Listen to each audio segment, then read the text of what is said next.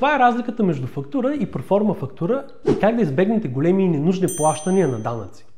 Хората често се объркват между проформа фактура и фактура. Звучат почти еднакво, изглеждат почти еднакво, но всъщност са съвсем различни документи, използвани в различни етапи на търговската сделка.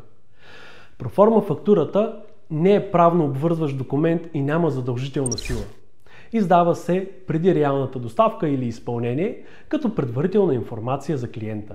Съдържа същите данни като фактурата, но ясно обозначена като проформа. Използва се като оценка на предстоящи разходи или за предварително одобрение на сделка.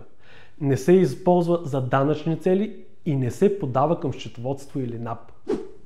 Фактурата от своя страна е документ, който удостоверява реална търговска операция и има правна тежест.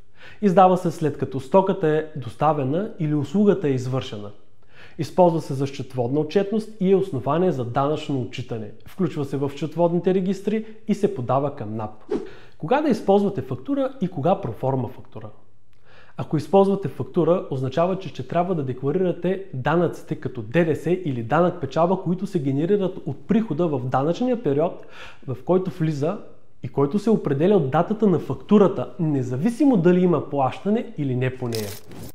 Това означава, че ако издадете фактура за 12 000 лева с ДДС, ще дължите на държавата ДДС от 2000 лева, независимо дали ще има плащане по тази фактура.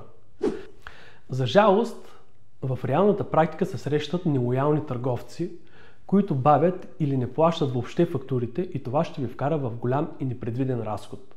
В такива случаи е по-добре да издадете проформа фактура, която не води до деклариране и възникване на задължение за плащане на данъци и едва след като получите плащане да издадете фактура.